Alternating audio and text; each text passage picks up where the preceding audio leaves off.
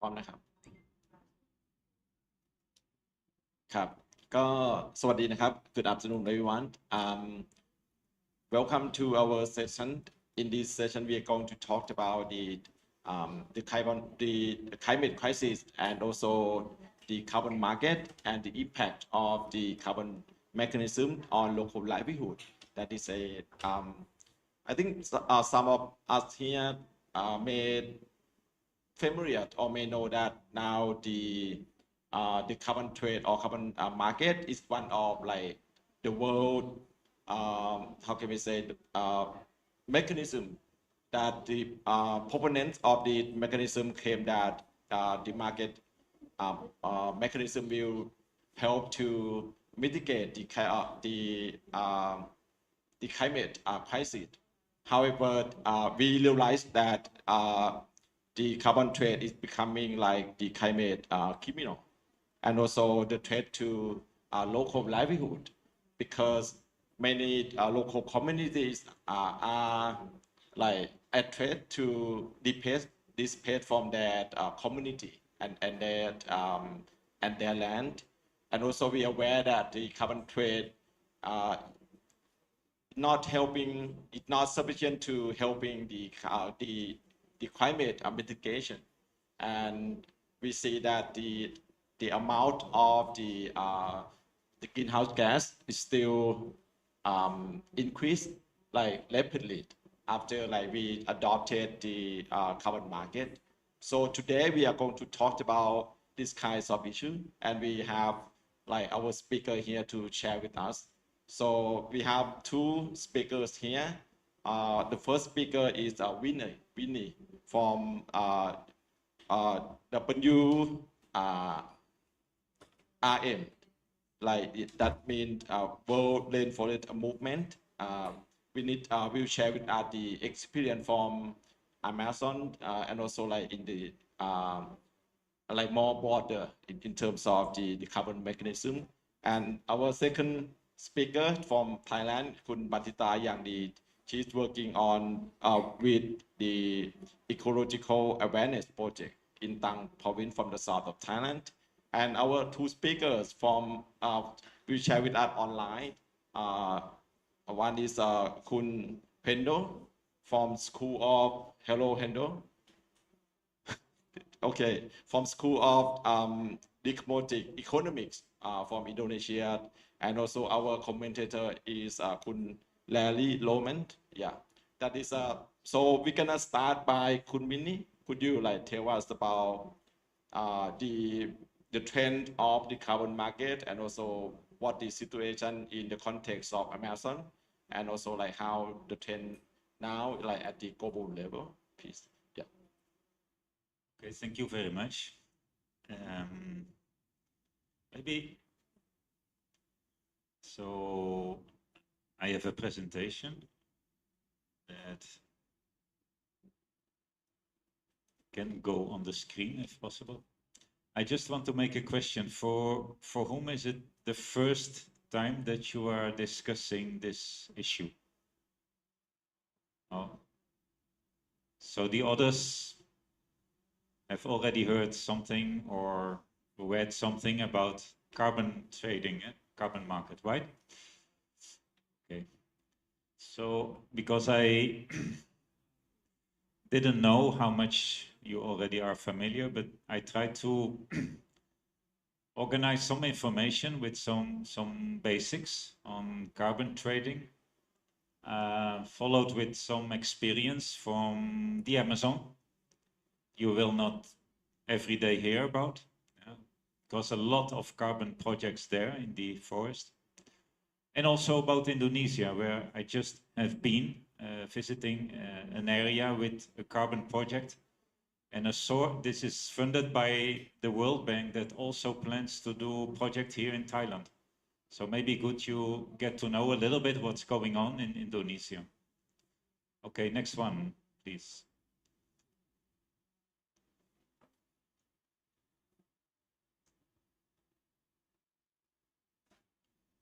Can you go to the next slide? Oh, okay, okay.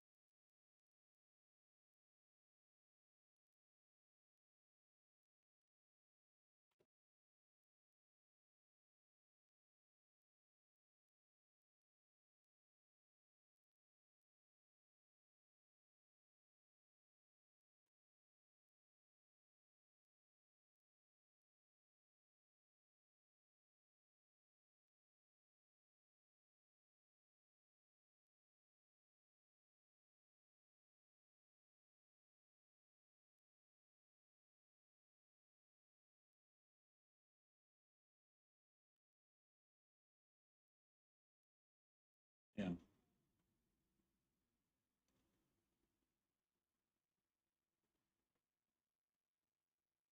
Okay.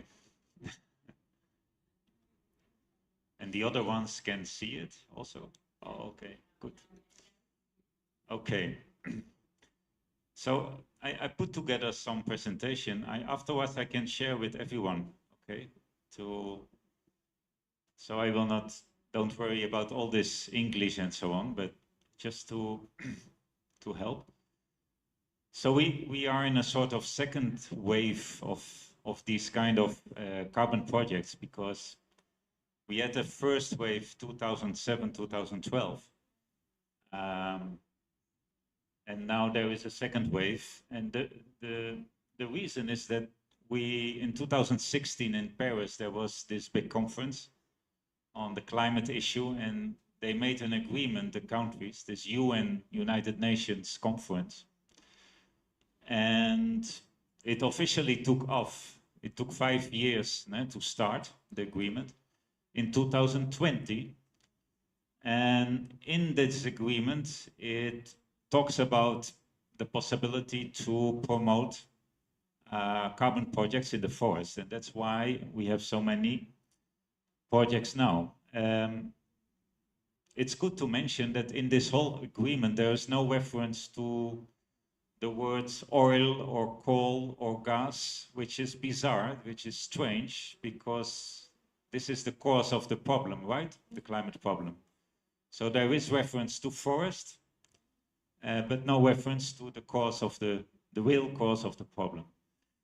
This agreement, they aim to keep the rise of temperature within a certain limit to prevent climate chaos, 1.5 degrees. And what is the concrete result so far? That because forests are included as a possibility to compensate pollution, carbon emissions from polluting industries, you can say that all industrial sectors, I think there are no exceptions, they have made what they call carbon neutral commitments. Okay?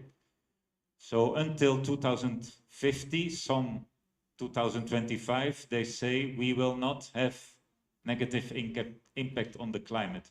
And basically all of them, they are using the forest credits, right? So here you see some images like Shell, carbon neutral, Nestle, carbon neutral by 2025, and KitKat, this chocolate salt in Brazil, I knew also in Indonesia, also in Thailand, you know, by 2025.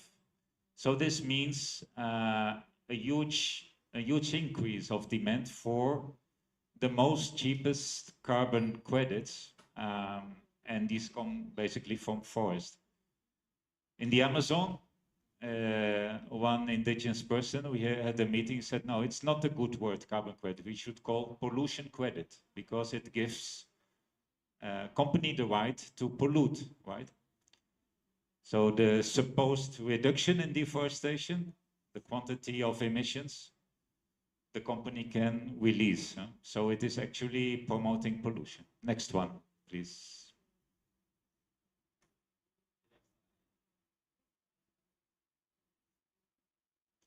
Okay, well, to function, using forest as an offset, there is one main condition, maybe one of the most important things to understand carbon trading.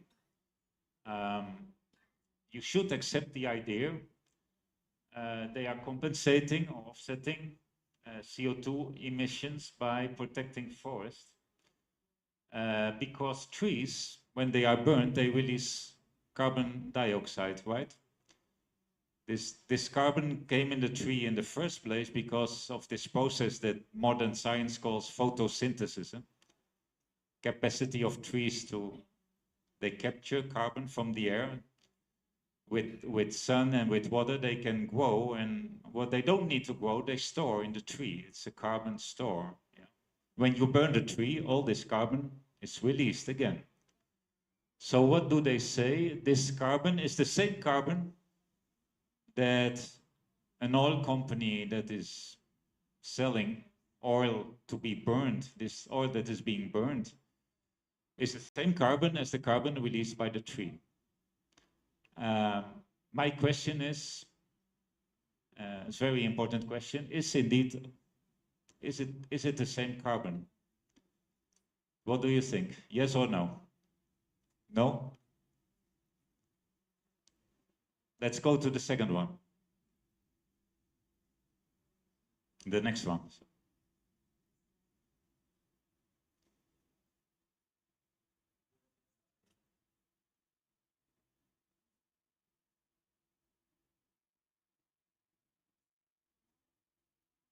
Okay. Oh, back. Yeah. Well, yeah, you can say it's the same CO2 molecule, right? Chemically spoken, there is no difference. But as you said, it's not the same because they have a very different impact on the climate, yeah, when they are released. The carbon stock of trees, you see here on the left side, it's part of a cycle. Yeah, the tree releases the carbon, another tree can store that carbon again. It can happen very easily, like forest fire, people using firewood, and it's going on for millions of years. Yeah. But to release carbon from this other carbon stock, which are the fossil fuels that are deep in the soil or in the sea, is it easy to release this carbon? Is it that easy to release as from the trees? It's not, because you will need a machine to dig up that oil or that coal, yeah. So it takes a lot of work to do that. And there's one more difference. This is a very concentrated carbon stock. Actually, oil, one day, millions of years ago, it were trees or other species that died and were transformed eventually in oil after millions of years. But the difference, big difference between tree carbon, scientists call biotic carbon, and the carbon from fossil fuels is much more concentrated. Like the difference between a very, you are very sleepy in the morning, you want to drink a very strong coffee, you could compare with the fossil fuel carbon and a very weak coffee from the trees. Still, the assumption is made in this international climate agreements that this is the same carbon. And through this idea, we have the carbon market. If they would have agreed this is different carbon, there would be no carbon market, right? And this is also the reason that if you conserve a forest, even if that would be true, if that would be really threatened, that forest, and you release carbon, what you are actually doing, you are adding more carbon to this carbon that is already here millions of years because of the trees, because of the forest. You are putting additional carbon in the atmosphere and in huge quantities. And that's simply the reason that carbon emissions are still increasing. Yeah, and this is not functioning. We are saying for years, but still our governments, yeah, the World Bank are promoting this idea. Please, next slide. So the basic idea, yeah, of compensating, or we also call offsetting emissions, is that we can continue disturbing, this carbon store in the soil, extracting. We can use it to get oil, coal, or gas. If we protect the much less climate affecting carbon store, the carbon stock from forest. And yeah, this is important because if you talk about carbon, it's impossible not to talk about oil or about coal. Yeah, it actually has very little to do with forest, I would say. Still, this mechanism is the main international forest policy we have since 2007. Yeah. There is no international other policy to protect forest unless because the forest has carbon. But this carbon, who needs to talk about this carbon is the extractive industries, right? So you see nowadays in the forest a lot of these people measuring trees. You know, they use drones to monitor the forest. And on the other hand, you see you see this boat is just from Kalimantan in Indonesia, where I was. 1,200 mining concessions are there for coal, mainly to send to China, and it's still expanding. Yeah.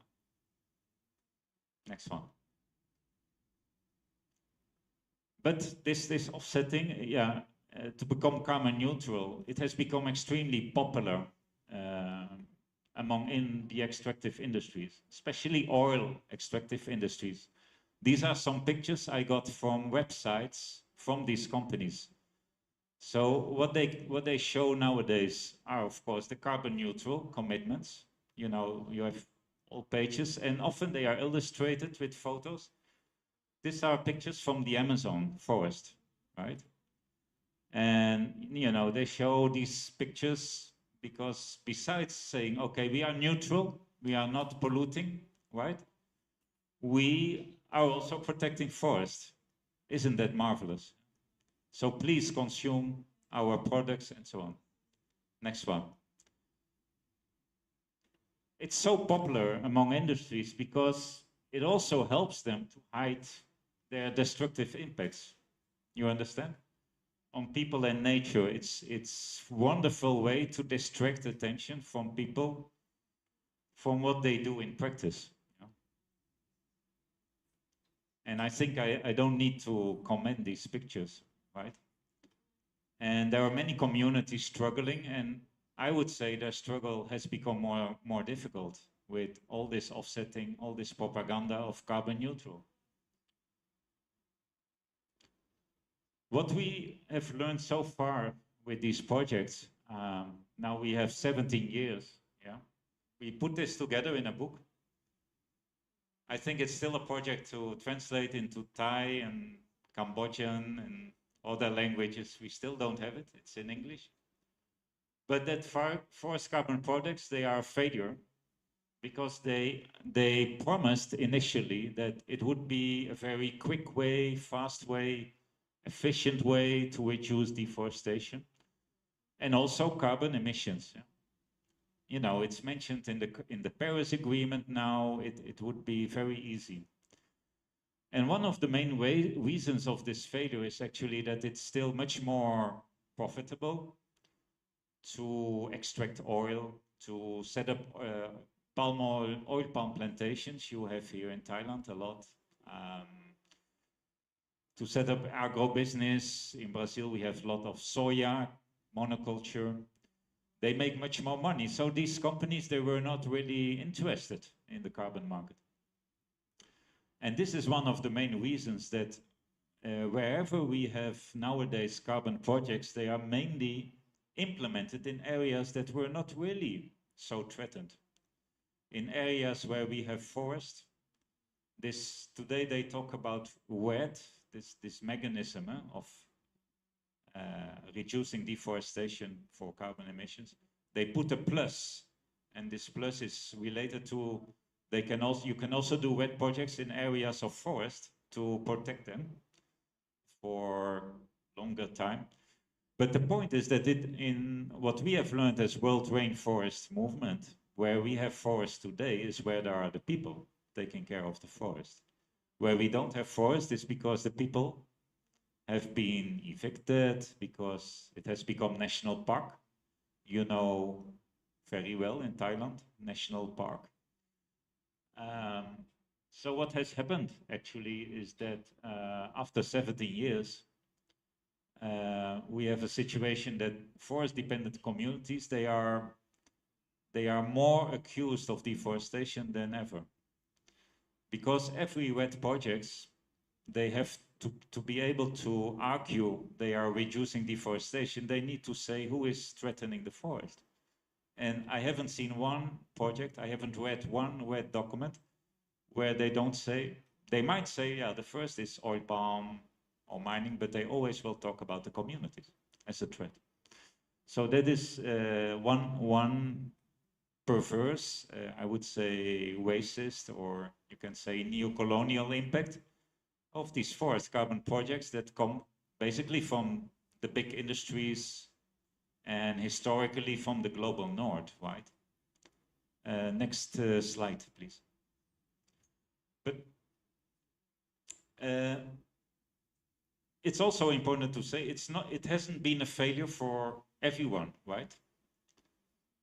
Some people, some companies, where it has been very good, actually.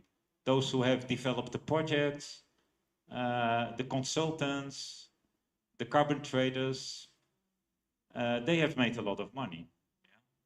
Not the communities, where the projects they have got a lot of promises, but this is important to also understand why are we continuing with a mechanism that doesn't work, doesn't halt deforestation? It's there, because there are very strong interests to keep it on. So next, please. Yeah, some lessons learned from the Amazon, where we have hundreds of these projects. Yeah, basically, as I said, they do it where communities are. They are not contributed to deforestation, but still they are accused of deforestation. And in the first generation of projects, 2010, they said, well, these communities, they will cause a lot of deforestation. And because every red project, they need to create a story to say what will happen with deforestation in the next 30 years. And based on what will happen with the project and what would have happened without the project, they can calculate how much deforestation they are going to prevent. And these calculations now, there have been studies that discovers they were very exaggerated. And this has a very simple reason, because the more deforestation I will estimate, I will say that I guess, because we don't know, will happen in a red project, in a carbon project, the more carbon credits I can sell. Did you get that? The more severe deforestation I will predict, the more money I can make from a carbon project. Because this is about reducing deforestation, right? So what has happened in the Amazon, that many of these NGOs and companies doing projects, they have overestimated the deforestation. And we know after 10, 15 years, what has happened in the broader area of the project, and no, not really so much deforestation. Deforestation happened in the Amazon, in other areas, agro-business, mining, monoculture, but not in the red projects. So it has become also very attractive business for people who are specialized in doing not so nice things, criminal people. This guy here below, he made something like $30 million with his red project in the last 10 years in the Amazon, all based on fake speculations, fake credits. And it has all been certified by certifiers, and it has all been sold on the carbon market to polluting industries. So industries have been polluting, and there has been no additional forest protection whatsoever. So it has made things worse. But it is important that now in the Amazon, there is not so much faith.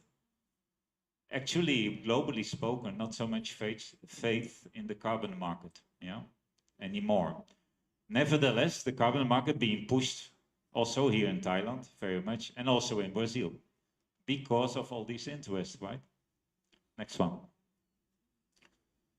Other lesson learned is that sometimes people think that these carbon projects are conservation projects, right? They are protecting the forest. Like, the mining companies, the big dams, they destroy the environment, the monoculture plantations. But these people come carbon, they say we come to protect the forest. So it is a different project. Many community people think this is different. This is not. But actually we discover more and more that the extractive industries, they are investing, and also fortunately communities are discovering that this has much more to do with a new sort of extractivism than with something that would really support the community intentions to take care of the forest. Yeah. So these are some pictures of logging companies, oil palm companies in the Amazon. They are promoting also carbon projects. It's a business they like. For example, they have logging concessions. They do selective logging, and they do a carbon project doing a little bit more selective logging. If we can have this subsidy from the carbon project, we can do our management a bit more better. So the forest will be more protected. So in practice, it means they get additional money, subsidies, for these carbon projects. And they're logging in Brazil is very destructive business. So it's much more paperwork than practical change of something. Next one, please. Yeah, one more lesson learned in these projects, and yeah, I think this is really oh, my English. Let me tell the story. In every of these projects, they consider the community as a threat for the forest, but they also used to have some activity to reduce the carbon emissions of communities. Yeah, you are laughing, but it's true. So this project in Brazil, this picture you see is from they call it an improved way of cooking, because these cook stove would release less carbon than the traditional way of cooking, which is much the same as I think communities in Thailand are doing with firewood. And you know, the families, particularly the women, said, I cannot cook on these kind of things because they used to have more pans, they cannot properly use. Now in this community you find them thrown, you know, close to the house, because this was the only benefit they got from the project. And because the project developer said, yeah, these families must also, they must help to reduce, you know, the problem of climate change, where they have no responsibility whatsoever for. They have not contributed. And they do this to help. These are 3 of the carbon buyers: Air France, big airline, Delta, and Repsol is an oil company. So they put the things, you know, top down. I mean, they turn the things around. And in every project, there used to be something to make communities aware that they should know there is a climate issue and they should reduce their emission. Imagine. So they make life more complicated and they put the guilt on people who have nothing to do with the problem. Next one. Oh yeah.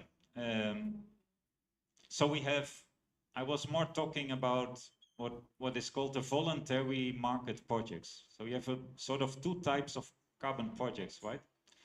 The voluntary market, which are in Brazil, for example, we can start an organization. We start to do a project. We can do that and sell carbon credits if we can do agreement with community. But you also have programs by the governments. And they cover a whole province or even the whole country. And this is called jurisdictional RED. It's a bit difficult word maybe in Thai, I don't know. But it means you do this kind of project at the level of a whole province, right? Not only in one particular forest area. And many people have the idea, well, these private voluntary RED projects, a lot of problems. But maybe, yeah, these state programs can be good. And many people think there's no carbon market involved. It's public money from the World Bank or from governments. So we just went to the area of a World Bank project in Kalimantan. It's it's called the Forest Carbon Partnership Facility. And this is a fund that the World Bank set up to help countries prepare for these forest carbon projects, for for the carbon market. And the payment is based on results, so they have to show that they reduce deforestation, these provinces or countries. They have a focus on communities to improve well-being of communities. Sounds good, huh? Sounds good, huh? And conserving biodiversity sounds also very good. Money from Norway, from Germany, England, and 2 private donors. One is BP, which is a big oil company, and the other one, TNC, which is a big conservationist organization. The project in East Kalimantan 2019-2024, it claims to reduce 22 million tons of carbon emissions, and it's good for $110 million for Kalimantan, for the government of Kalimantan. One carbon credit, $5. And it's the biggest ongoing project. Besides Congo, our republic, the Democratic Republic of Congo, and also Costa Rica. But now they are expanding, that's why I want to tell this story, to the Mekong, to Laos, Thailand, and Vietnam. Next one. So many contradictions in this kind of projects. They identify causes of deforestation in this province of East Kalimantan. It's basically oil palm and mining. Yeah. Of course, they also talk about communities, because every project talks about communities also causing deforestation. They talk about uncontrolled practices. Uncontrolled practices for agriculture in the forest, things like that. Nevertheless, if you look in the project document, half of the money is going to communities.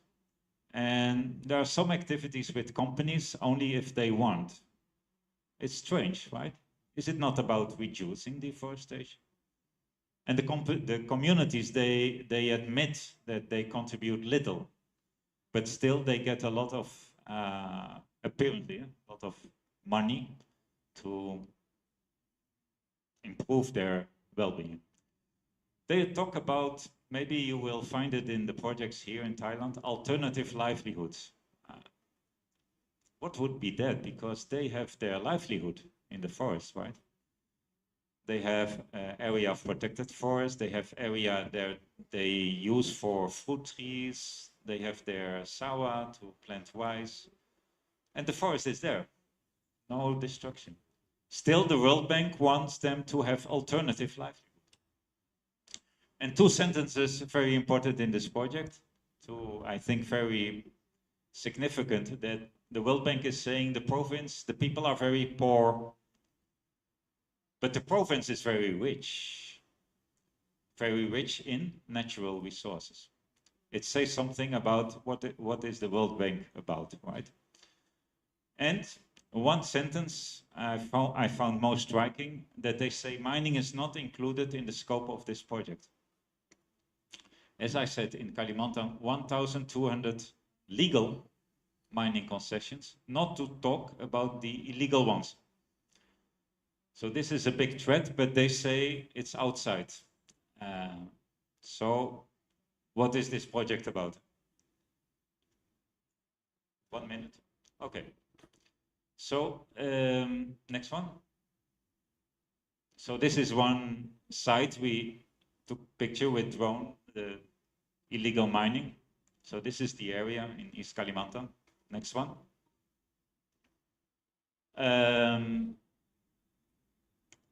Yeah, there is a lot of support for the intermediate organization. In this case, TNC and WWF, 2 big conservation organizations, and other NGOs. They are getting quite some money. Also here, the communities, they asked, for example, one very big community for a car to control the fires, and they could not, you know the reason? Because cars emit carbon. So again, the communities need to solve the problem and not the big polluters. Next one, please. Yeah, that my time is gone, so maybe we can talk later, but actually what I want to say is that the way they calculate how results are obtained from deforestation makes it possible for them to still increase deforestation and receive the money. You will say, I don't understand what you are saying. If deforestation is increasing, how can they get money for results? But let me leave the presentation and we can talk more in the debate about that. Next one. Next one, please. Yeah, one important thing, the World Bank has recently signed an agreement with maybe the biggest offset scheme worldwide. It's called Corsia. It's from the airlines to offset their emissions. So if someone has doubts that World Bank money or jurisdictional weight on country level is not about carbon trading, please take a look in the World Bank annual reports of this fund and you will find this kind of information. Next one, please. Yeah, I need to finalize. Maybe we go to the end. Please go on, go on, go on, go on, go on, go on. Yeah, just a final positive word. We just had a meeting some months ago in the Amazon with communities talking about these projects. And I think this is the strength of discussing these things in the communities, not in conference rooms about this very confusing issue of carbon. And what they basically said, and I want to finalize with that, they made a declaration after 3 days of profound discussion about all of this. They said, we concluded that we are facing two projects. One is the project, and they said, project of death, that oil mining, hydro dams, agribusiness, large infrastructure companies are promoting along with states, and now also offset projects like WET, the forest carbon projects. That's one project. And the other project is a project of life that we defend, the people, the communities, and we are promoting through the respect and care of our territories. So that was the conclusion they made after a profound discussion about carbon trading. And they say now our hedge, which is Portuguese, no to WET, no to carbon. Thank you. Thank you so much, Winnie. I think we need present very interesting information. We are in the second wave of the carbon trade, right? Where the forests are included in the carbon trade, and also we need to talk and present about the late past happening in Indonesia. That is I think carbon trade now is becoming a fake solution, not the real solution to the climate change, climate crisis. That is I think that is the message, the key message from Winnie. And next speaker, we're gonna invite Kun Hendro from Indonesia, because Winnie also talking about and use the case from Kalimantan from Indonesia. So we'd like to hear more from you, Hendro, about what's going on in Indonesia, about the carbon project and also the red pass. Yeah, please, Hendro. And we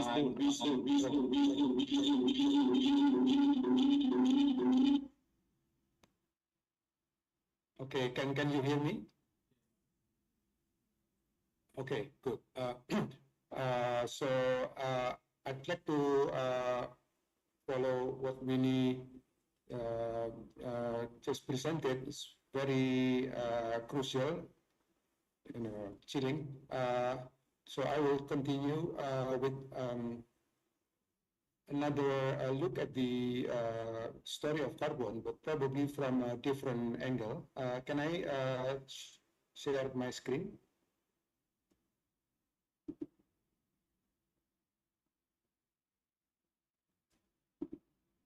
Okay. Okay. Can you see this?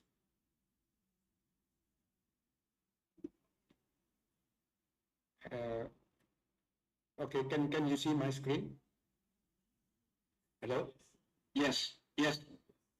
Okay, good. Okay, so I try to be brief, but uh, the problem with ordinary people like myself when we start to talk about the politics of this strange thing called carbon is actually we know nothing about what they talk all about, every day and all that. The NGOs, particularly the professors that sell their soul to measure up how many tons of carbons in hectares of Rasamala forest and all that. So I'd like to continue what's been started by Winnie by asking myself actually, what was the kind of colonizations or invasion, if I may, or aggressions before this whole story about decarbonizations? And I was thinking and toying with the ideas that probably we need to have some, a bigger vim of this, scandal relating to carbon and the so-called climate sciences. So I pick decarbonizations, which also include, carbon offset, and as Larry said very sharply last night during a dialogue with the Latin American colleagues, this is the twin crimes between the carbon polluting rights or carbon polluting economy and fossil fuel economy. So I put colonizations before decarbonizations. And this is related to the technology of conquest and extractions. And to be more specific, it's the erasures of life space in the archipelago, in the Indonesian archipelago in the past. And I would like to link that to what is happening now. Can you see the change of screen? Hello? I need confirmation. Is my screen changing? Yes, we can see it. It's a little small. Okay, but it's changing from the first one, right? Yes. Okay. So I'm sorry. This is like the largest I can have here. So the story of how RED projects, for example, or carbon offset projects, or the expansions of gas exploitations projects by British Petroleums in the Bintuni Bay in Papua, for example. We have to ask ourselves, and this is actually becoming my daily routines when I try to learn firsthand as a kindergarten kid with my teachers and my prospective sisters and brothers about what have been changing so far, in the past and now what's happening. So we call it, this is, I try to translate it in English, is historical, social, ecological enclosures, which defy simple definitions, let alone try to measure it in hectares and all this. So this is enclosures that can only be defined by the owners of the historical experience.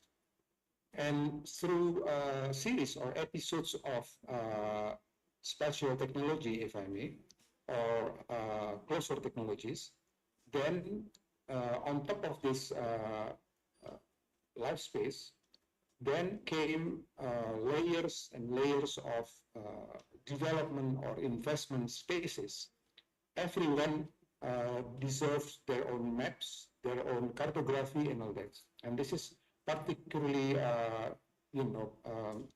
spectacular during the last 50 years under the Suharto regime.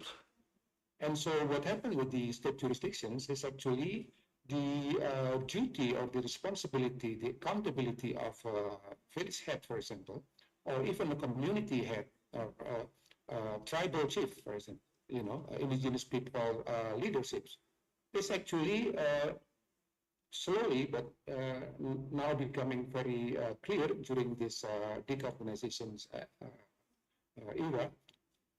They just need to manage the global properties. Recently, actually, we are confronted with the work of a big American NGO that tried to introduce and spread widely in Indonesia the idea of carbon rights. And so the appeal is very simple. Just let your area, your territory, to be part of this carbon property. You can still sit, beneath these banyan trees, and you have, you can do this and that, fishing and all this. But the carbon, you can sell the carbon to us. And so this is, and finally, what the so-called the indigenous idea about life space turn into space and time, of course, of extractions and exploitations. Below this series of texts, I give you an example. In 2017, the Minister of Energy and Mineral Resources declared the whole island of Flores, it's more or less about 1.5 million hectares, the land area alone, into the so-called geothermal island. And so this is actually, geothermal is meaning the extractions of heat from the deep layers of the earth, and then they will produce electricity. And under the context of decarbonizations, of course, this is very important because practically there is no carbon emissions. And so it's touted as green, clean, lovely, and will bring about jobs and all that. But you can imagine, the whole Indonesia is even called the Ring of Fire, where this is tectonically very volatile. Lots and lots of earthquakes throughout the archipelago, but also volcanisms. So, of course, you can imagine the islanders, all of us becoming an islander, each of us becoming a Flores islander. So you can imagine that one particular morning, you wake up and you suddenly wake up within the sacrifice zones of the so-called geothermal working area, anywhere on the island of Flores. So this is the kind of situations at the moment. But and of course, you are being bombarded and flooded by the whole gamut of new, terminology, jargons, carbon offset, net neutrality, net zero, RED plus, energy transitions, supply side, all this, biodiversity offset and all this. And so the idea of colonialism is very clear. It has to start with changing the way we think about ourselves and our life space. And so we have a series of texts here. Let me just explain a bit. So the idea of invasions, the one that I mentioned in the beginning, is actually composed of a series of spatio-political schemes or episodes. And what is changing and what is being transformed by this particular political strategy is actually the distractions, not just forgetting or not remembering, but actually to completely change the idea of who I am and where I live. And one thing that very it's part of the local keywords. It's been the part of the lingua franca in the past during the colonial times, and that is the category of nagari or negeri or kampung, which actually is not village, not even community, but country.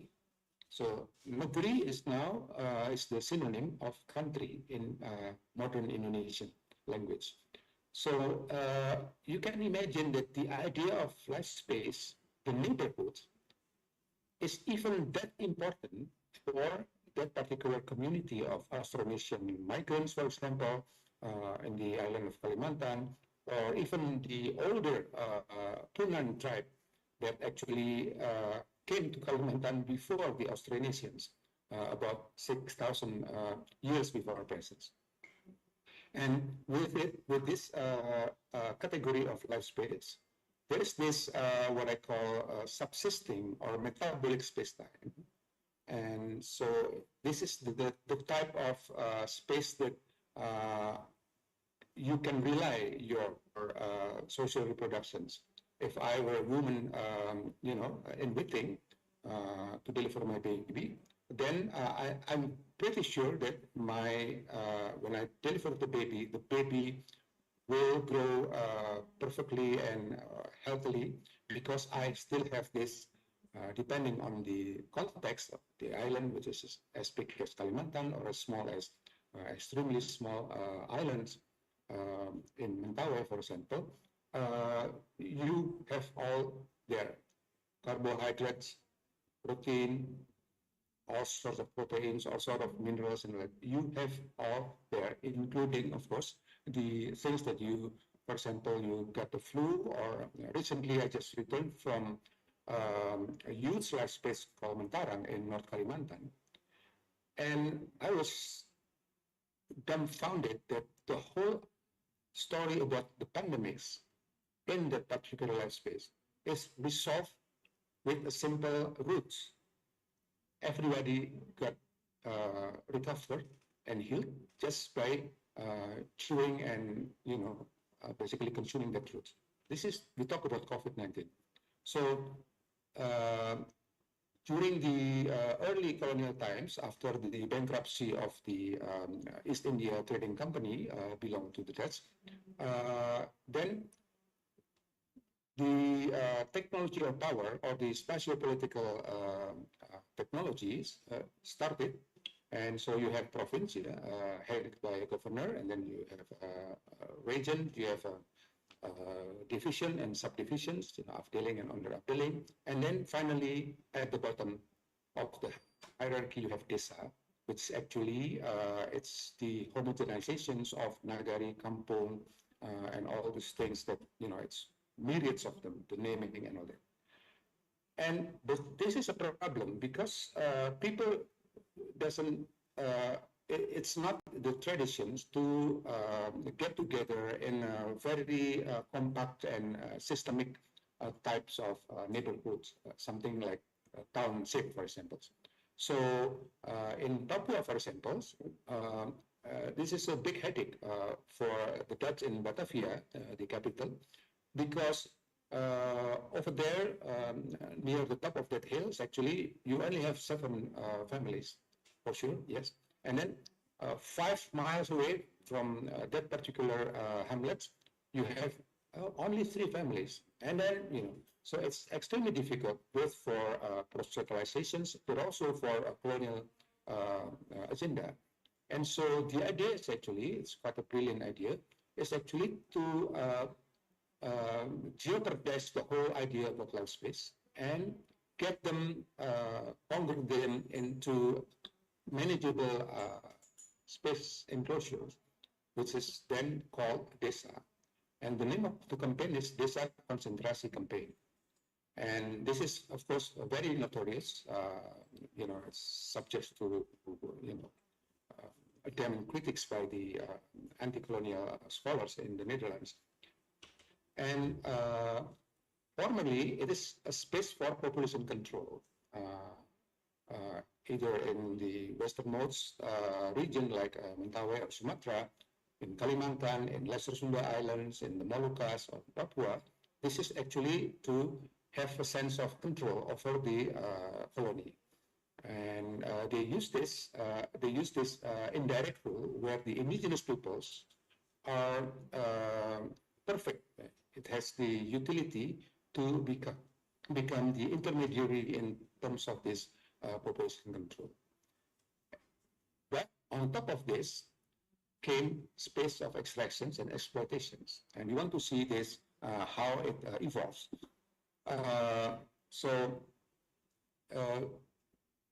This is the same, basically the same screen, but I continue the episodes. I highlighted with the bright white here. There's a growing category. So particularly during the Suharto regimes, many different categories of development or investment spaces predominantly invented and constructed under the auspices of the World Bank, the World Bank Group, basically, E.A.B and all that, with the very important help of the planners, the technocrats in the capitals. And so the idea of post-colonial, in quotes, province, districts, sub-districts, desa, village, and all that, now sort of being trivialized by reducing the whole public rationality of that particular jurisdiction into management area of global corporate properties. And this is happening particularly over the past 25 years or so, and particularly after the downfall of Suharto in 1998. So the so-called desa will have to mingle with adjacent desas or villages, and they becoming a completely different spatial enclosures dedicated, monopolized, particularly for extractive, processing, manufacturing, or any other projects. And so you can have the best space you like to have in Indonesia, and now the law permitted you to do that. This is the all-you-can-eat law. Is just stipulated in 2021. So, but the worry, my biggest worry, and this is why I present this tag in presenting story about carbon from Indonesia. This is not only relating to state jurisdiction unit. So the tribes, the first settlers, the indigenous peoples, the all idea about the localities that already hundreds of years staying there, also becoming lured and tempted into joining the episodes of these transformations. So, for example, in 1998, there's the first attempt actually to technocratize or to, if I may, systematize the idea about this indigenous territory or territoriality. Then it became the wilayah adat or customary territory, and then complete with the numerals, with the metrics, with the how you measure things, how you measure your gorgeous divisions, spatial divisions, zoning. This is sacred and all that. It's now becoming eligible, readable by the investors. So they it's make it easier actually to think about rational costs of land grabbing or productions. And with the help of some very senior activists from big NGOs in Europe, in fact, for years.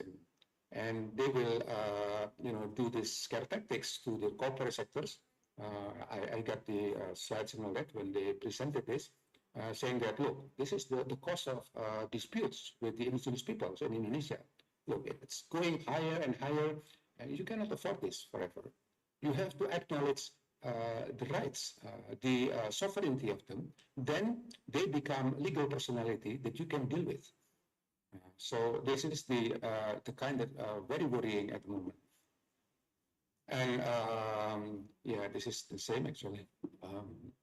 So originally, I'd like to mention 5 life spaces where over the past 25 years or so, 15 years or so, I and a very small group of close friends working together and learning the hard way with the owners of the experience across the archipelago. It's about 59 different life spaces.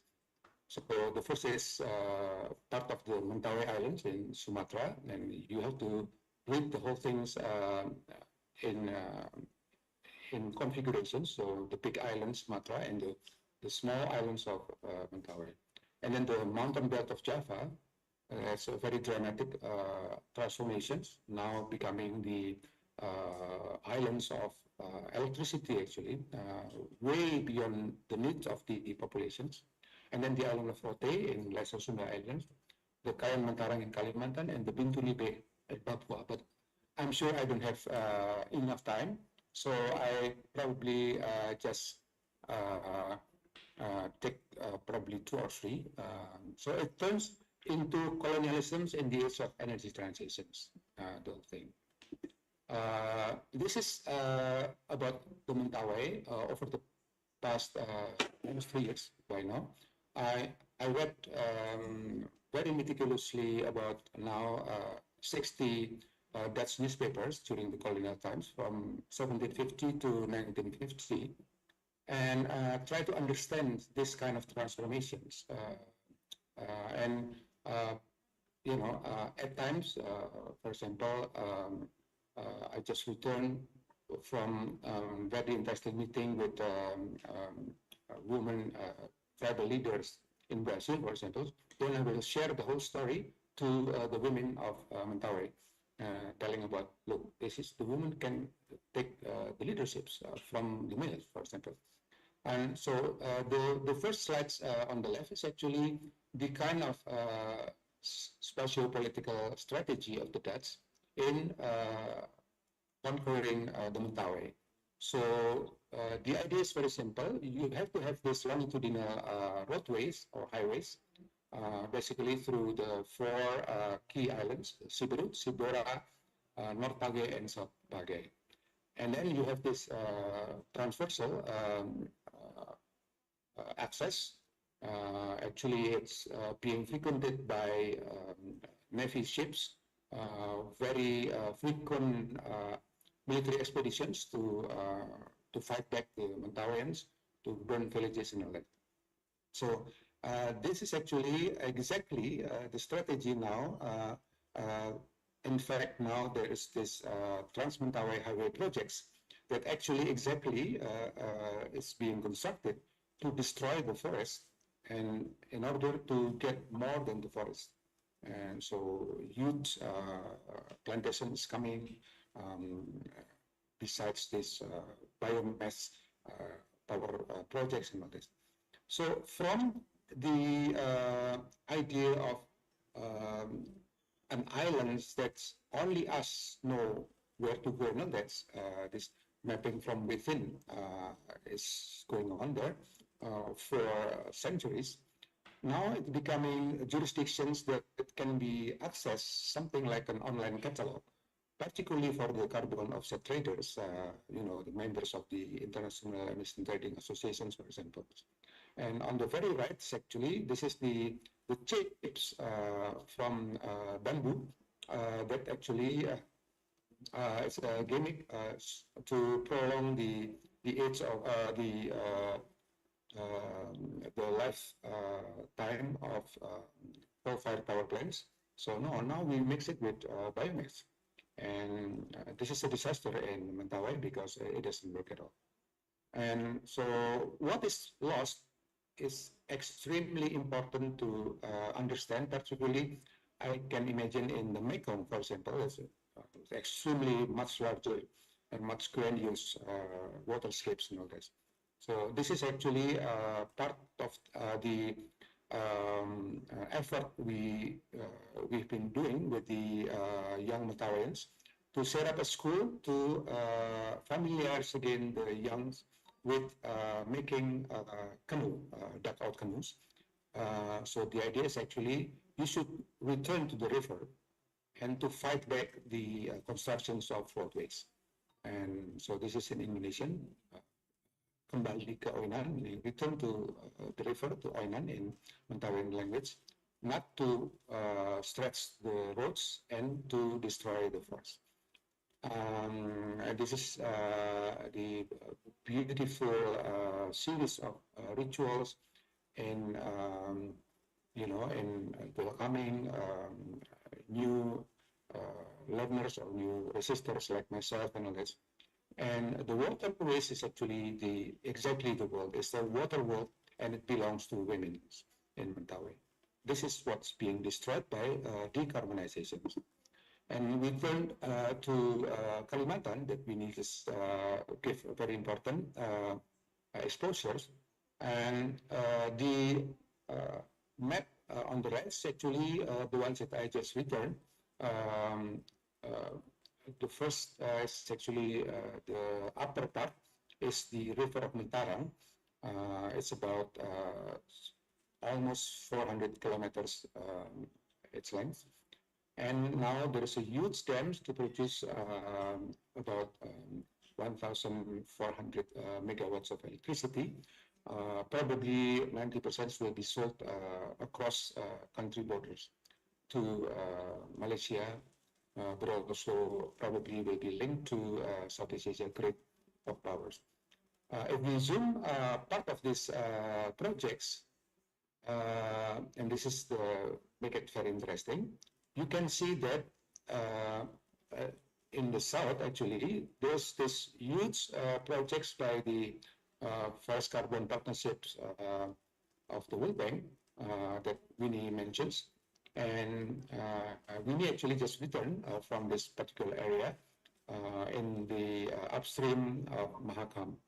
And I zoom this to show that actually probably more than 70% of certain sub-provincial districts called West Kutai now turn directly with this jurisdictional right into property that managed, control, and governed by the World Bank. And this is the FCPF. And if we look even closer, this is scandalous because this is the one in with yellowish raster is actually the FCPF village. And you can see that within this so-called emission reduction villages, you have oil palms, you have huge coal mining, and now even being grabbed by Adaro, the largest coal miners, and all that. This is in the sub-district of Barong Tongko. And this is the river Maka. So scandal by scandal, it's unavoidable. And this is to return to these dam projects. What is lost is even more dramatic than the one in the Mentawai that I just showed. So I did this little analysis. The area, the hunting landscape, the whole life space of the Puntan, and actually comprising 2 provinces, is actually being drawn by a series of dam projects. In the Kayan, in the south, will be 5 dams, big dams, will produce about 9,000 megawatts, and the one in Mantarang will produce, as I mentioned, 1,400 megawatts. So this is all will be underwater. In the Mantarang, the water will rise 230 meters from the current surface.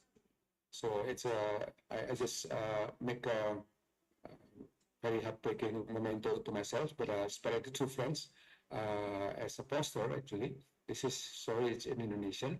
It tells that if the giant rivers of Mantarang really is getting dammed, then anything life in the valleys, in the streams, not only its biodiversity, everything, everyone will die forever.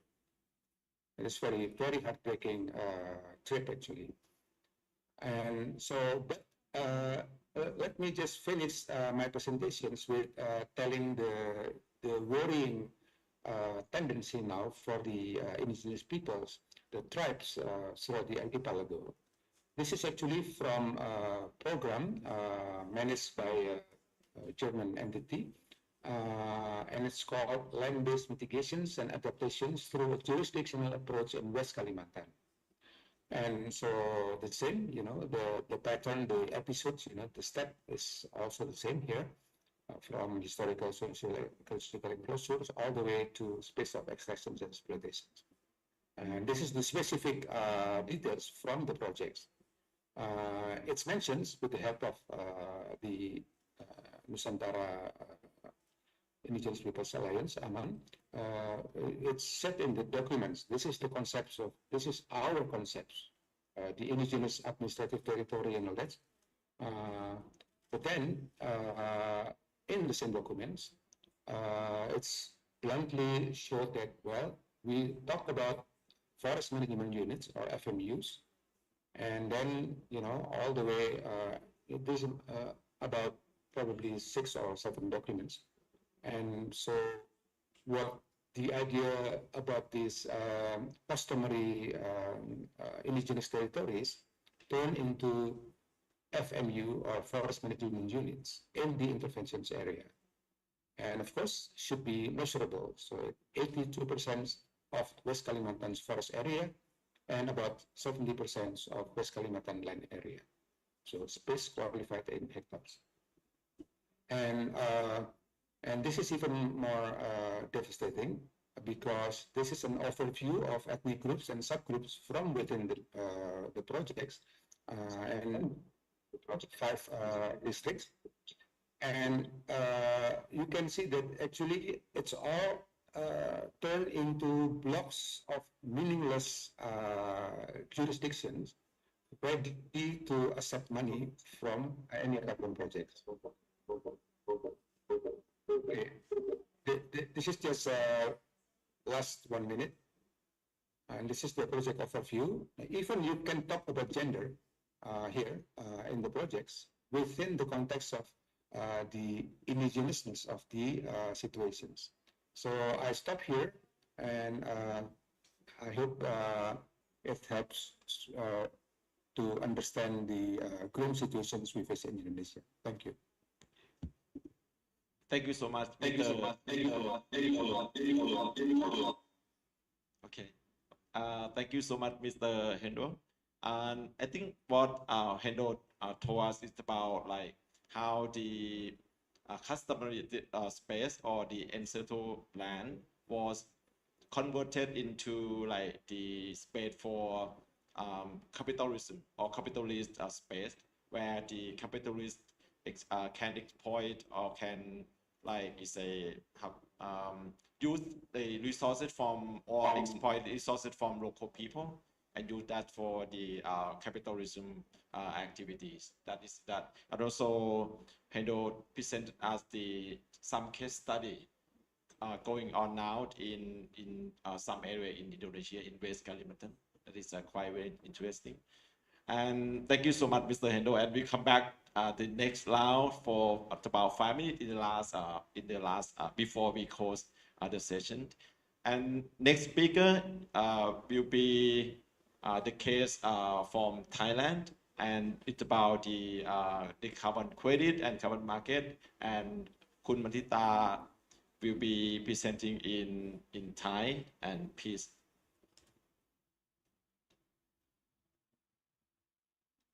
ขอบคุณค่ะสวัสดีทุกท่านนะคะรบกวนขอสไลด์ด้วยค่ะส่ง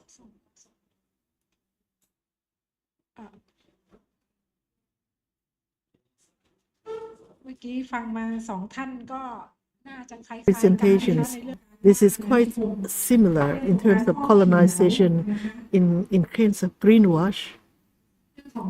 It's about faking scam about the world, reduce the temperatures. In Thailand, this is quite similar. About 14 years ago, we have the people in Prachuap province who said you just didn't say the truth, and that the raid came in, and that is about the coal electricity generation plant. The situation has not changed. It's even worse because right now the government has a policy so that it's going to be the center, it's going to be the hub of the carbon credit market in ASEAN. It's going to be the big leaders in carbon credit trading in Thailand. This is a picture 14 years ago when I talked about we have brothers and sisters from the coal-fired electricity generation plant. They said this is the kind of hypocrites talking about the solving the world, about the crisis of the world warming. And then we are talking about the greenwash. We're talking taking the forest from the communities. And later on, and one activity they said, okay. And then they will say that the local people say that the people who live in the forest, they don't want red. And last year, 2 years ago, they have the EPIC conference in Thailand, and they have the hashtag Stop Greenwash and Stop Monopolizing the Market. And this year, in Isan or northeastern of Thailand, and then about the there is one particular department that we call the climate change department, and then the brothers and sisters in northern Isan stop Paris Agreement negotiation, and then stop the big guys stop doing the greenwash and return all the resources to the people in the community. And this one is red plus. We're talking about human rights violation. We're talking about indigenous. This is the carbonized in terms of colonization. And this is a greenwash for the fossil business and polluted. And this is a thing to try to wash their sins to make the world's global warming. Then we asked, would that be able to compensate about the emission of the fossil business or the industries or the others? Can they really do that? So we have the Greenpeace information for Kuntara that calculated from the Thailand's industry. This is the Thailand. We emit less than 1% of the greenhouse gas that we emitted.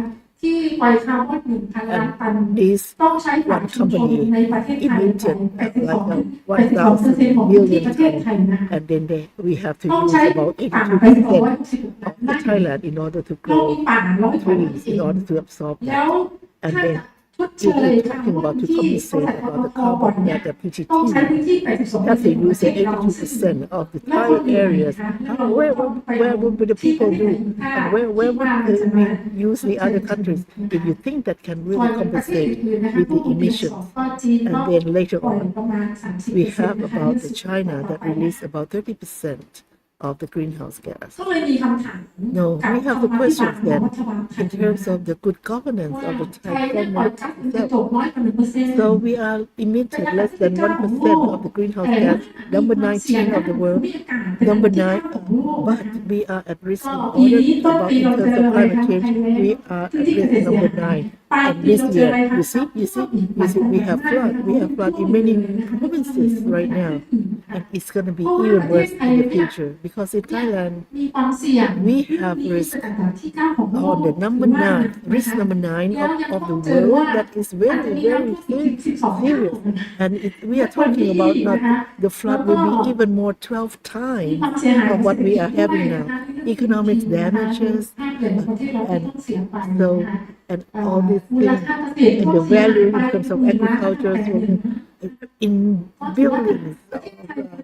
But so how can we live? So what should we do? We should be the core leader in terms of ask for the compensation for all the damages. But Thailand never do that. And but as you said that. Let Thailand be the hub for the market, the hub for the trade of the carbon market.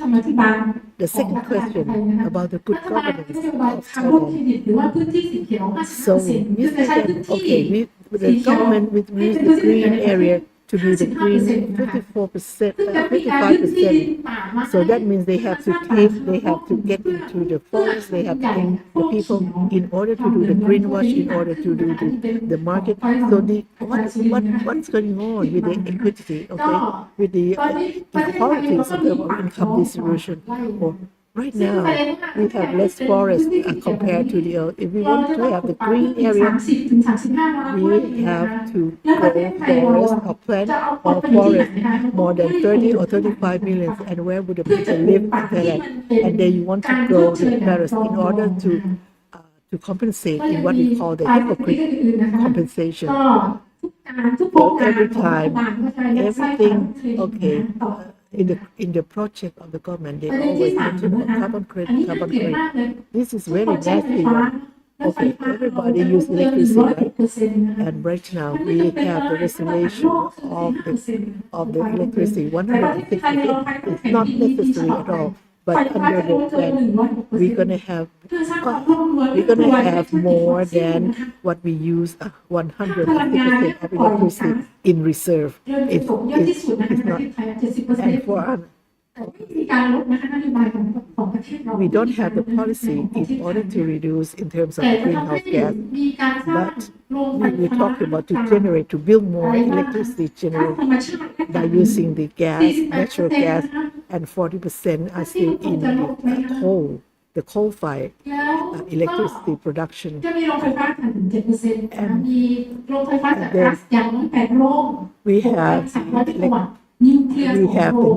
we are in the plan. We have a nuclear electricity generation 2 plants, and then we even have to build up dams in Laos, PDR, and then with the 3,005 megawatts, and that is more than what we cost to have the electricity used in Thailand. And then how about for Thailand? We have the plan, we have the PDP plan, and why it's not going on, and we don't know whether it's gonna, and this is very, very suffering for all of us here. Now, the fourth issue is here. The government has a plan in order to expand what we call the special economic zones. Okay, this is the way to destruct, to damage all the natural resources along the coastal area. There are 4 regions. That is the big economic expansion of the economic zones.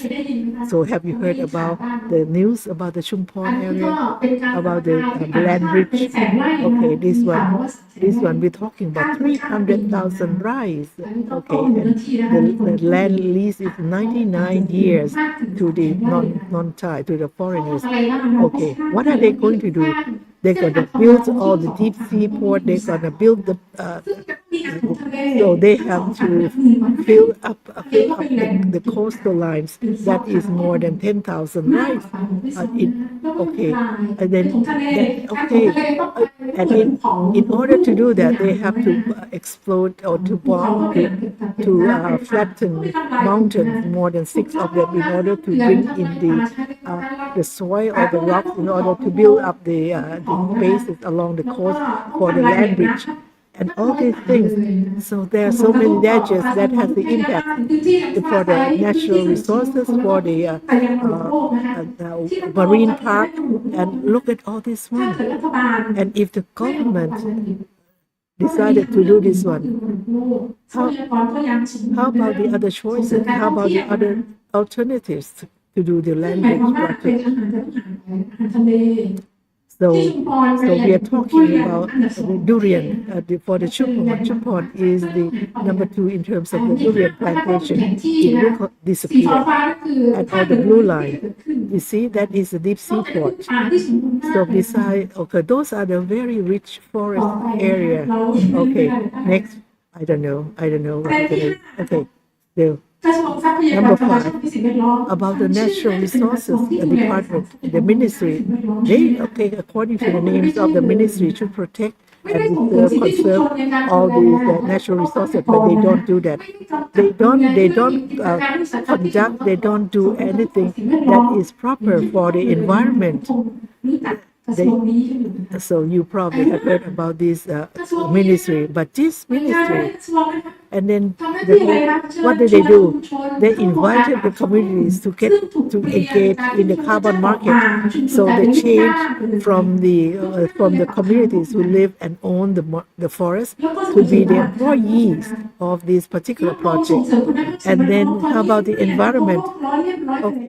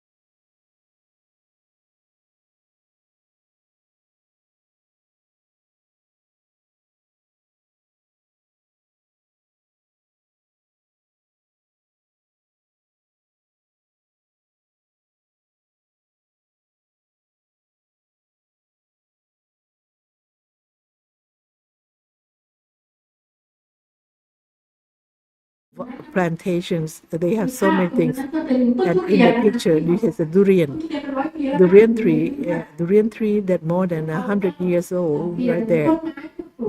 And then they change it. It's like the rotating of the rotating planting, and then he was sued, and the damages they asked for more than $1 million.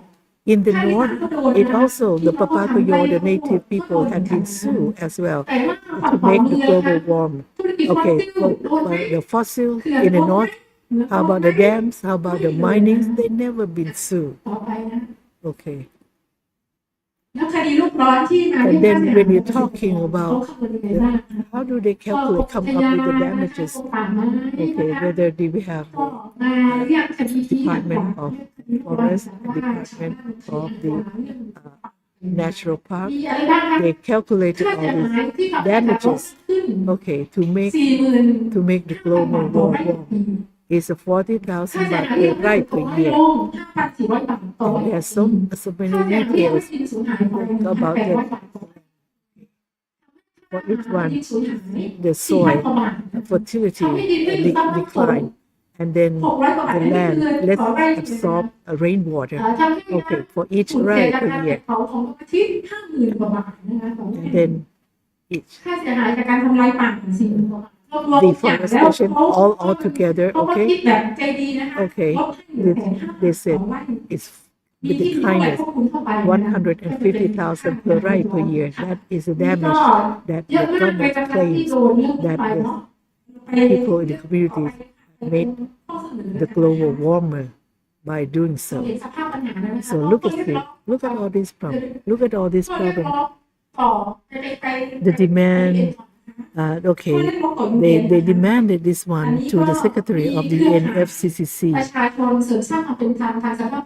We have the group of the network of the people who sent the demand. Okay, they should have the fossil underneath the soil, and they should improve the mechanism in terms of the financial about the climate change, and they want to stop the Paris Agreement that used to be under the influence of the industrial countries. And they stop all this exploitation, and also about the greenhouse gas emission by the rich countries.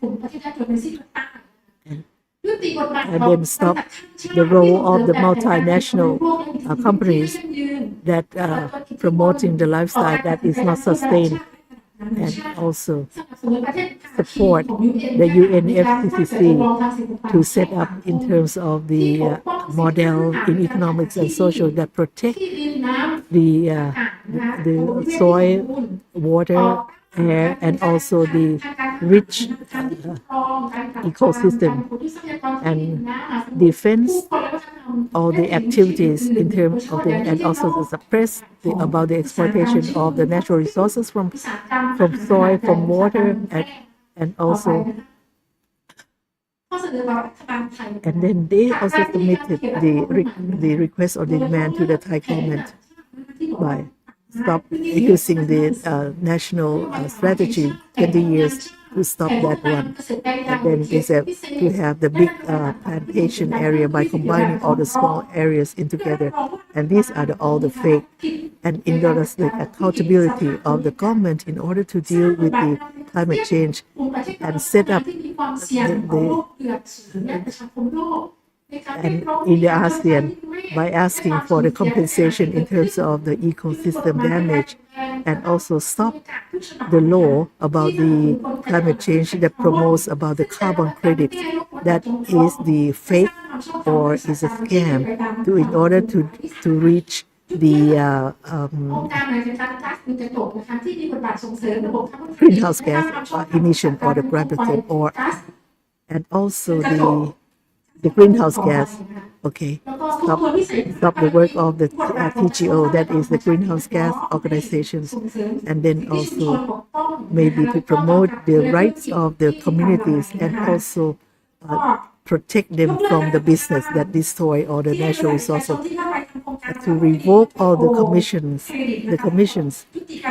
stop the carbon credit and have the urgencies measures in order to let the industries reduce the pollution.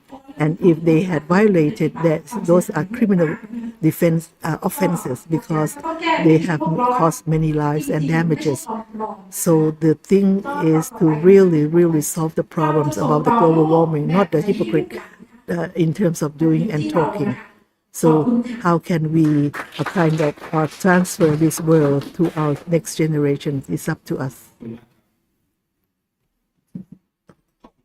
Thank Bandita. I think what we heard from presentation of Kun Bandita is that now like in Thailand state and the company are like at the same body.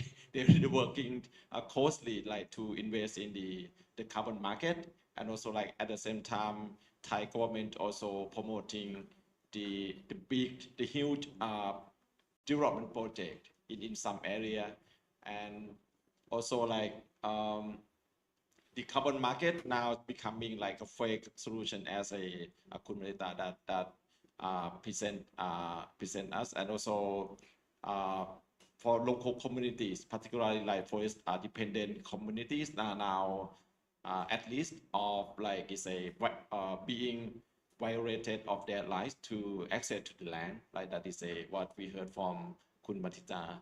And we have more speaker.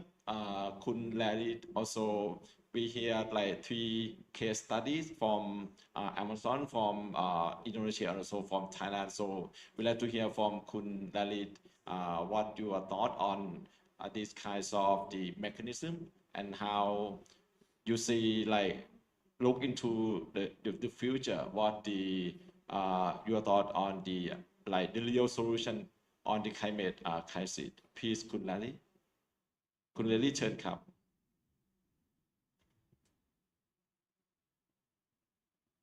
The presentations we've heard, when you put them together, they give a very clear picture of what's going on with the carbon market and the carbon economy. And they give some good ideas about how to move in the face of this new threat. From Winnie, first of all, we heard about the big lie of carbon markets, which is that the carbon in trees is the same as the carbon that comes out of fossil fuels. So we can take over everybody's trees and continue to use fossil fuels.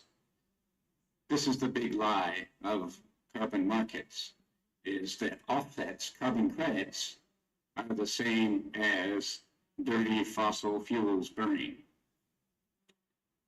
But this is not only one lie. Nobody can tell only one lie. Lies are always connected in a big network. For example, the lie that Winnie described is connected with many other lies. For example, carbon credits can help indigenous peoples. Fossil fuels can be carbon neutral, net zero. Offsets don't steal people's land. Carbon credits are not violent. You get a whole series of lies in the carbon market. And with this network of lies, there's also a network of liars.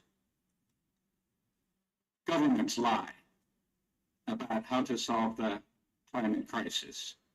I think Kun Bandita Yangdee has explained this very well, how the Thai government is lying about the climate crisis and how to solve the climate crisis. The United Nations lies every day about the climate crisis. As Winnie said, they don't mention fossil fuels, but they're always talking about how we can take over villagers' land to solve the climate crisis. Buyers lie. The companies that buy carbon credits lie. They say, oh, we can continue using fossil fuels. We'll just buy some carbon credits from Thailand or Indonesia. Consultants lie. Brokers lie. Banks lie. Professors lie. Academics lie. Financial firms lie. Forestry companies lie. Risk insurers lie. Scientists lie every day about this. Verifiers lie. And unfortunately, even many NGOs lie. Today, many NGOs with lots of money are going into communities everywhere in Southeast Asia and saying, oh, we have a new treasure for you. You can get lots of money if you allow us to use your land to make carbon credits. They lie. They say this is solving the climate crisis. They lie. They don't tell you who is buying the credits. They lie. They don't tell you that the coal companies and the oil companies and the miners and the manufacturers and the tourist industries are buying the carbon credits. They don't tell you that you are being used to help your enemies. They lie. So not only do we have a network of lies about carbon credits and carbon offsets, we have a network of liars, which is everywhere. And I think this is something we can learn from all three of the presentations. Mr. Hendro Sangkoyo, told us that these lies are actually connected with new ways of controlling land, new ways of administering land, new ways of government. And Hendro traced some of the history of how this kind of power, this kind of control, this kind of administration has changed over time, from the early days of the Nagari to the latest kind of administration, which is carbon administration. Now territories are being turned into carbon lands or carbon units. And this is happening, as Hendro described, all over Indonesia. And I think this is a history that is shared throughout Southeast Asia. Yo-Yo mentioned the word Nagari, but this is actually the same word as the Thai word Nakhon, as in Nakhon Nayok, Nakhon Sawan, Nakhon Si Thammarat. It's the same word. It's an old word in Thai as well.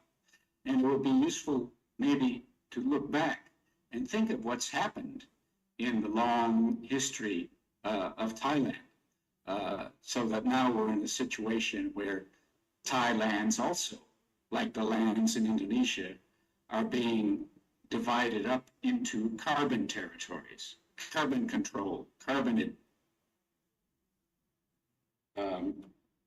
Bandita has explained some of the results that are occurring in Thailand as a result of these carbon lies and this new kind of carbon power, carbon administration, carbon land control.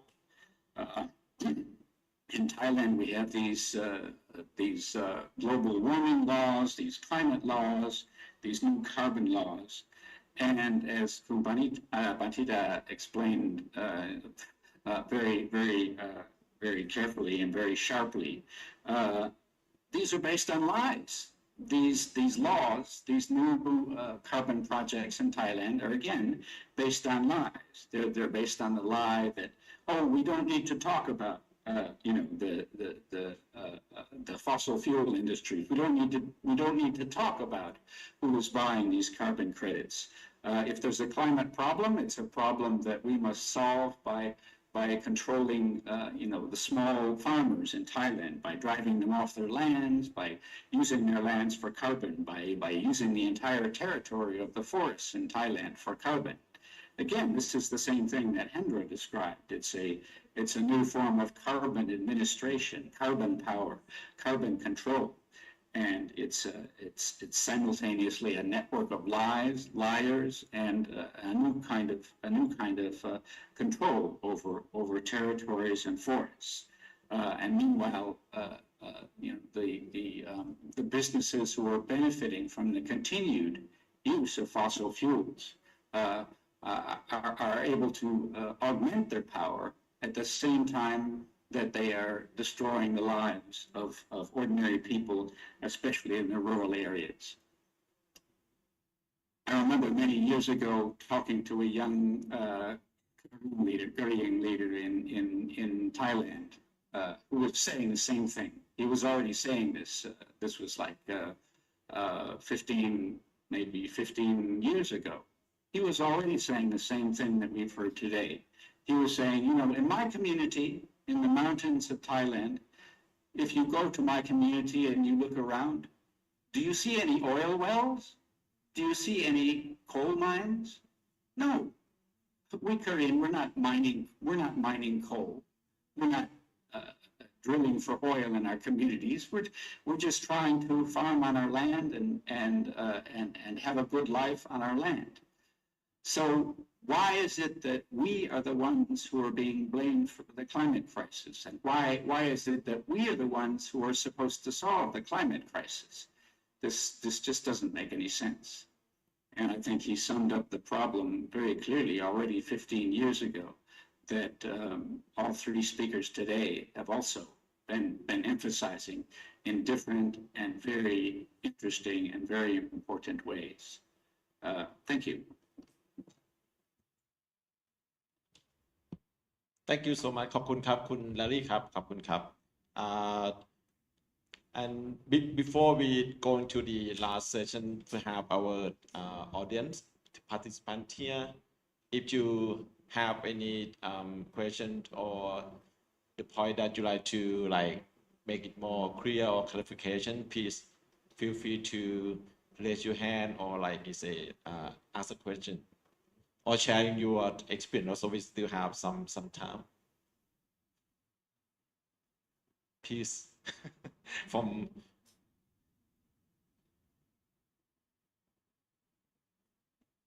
any question, clarification.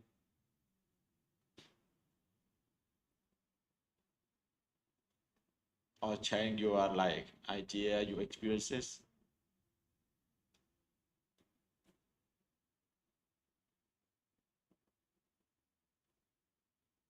Okay, please. Can come here. Please introduce yourself. Perhaps you know. Hello, my name is Nisha. I'm Thai, and I'm a journalist who have been following about these issues. And so, big question. So, how do we solve climate crisis in the capitalistic world without carbon credit? I think that is the big question. So we gonna discuss in our panel. I mean, I gonna take that question to our four of us here. Yeah, thank you so much. Any question, any point that you like to make it more clearer?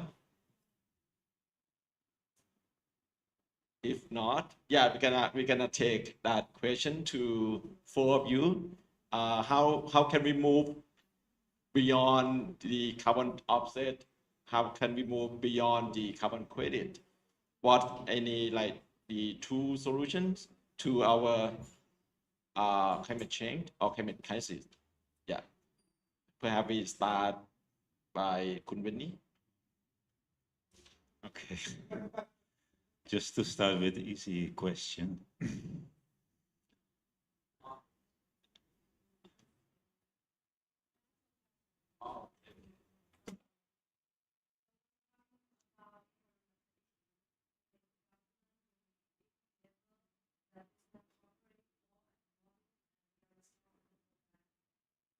My community, what I see, environmental media usually mixing to the only to the human community, only to the rest of the then the business that that's not they are right, they are also involved in that issue that's not met. When they avoid some environmental that to the A.B level, that's to the different power, they can reach the right people, like their friend, do not meet. So there are also contacts right in my community, but they know update, no resource. So how do you think the possible way of making the individual to involved in the environmental conservation? So how do you think they reach resolve? Okay, there are two, like how to involve like both in terms of the policy advocacy, like how to involve like both stakeholders like at from the policy to the local community, like that, how to solve, because there's still a big gap of the how can we say, the environmental education, something like that. Yeah, how can we solve climate crisis in a capitalist world? Like this morning, I was talking about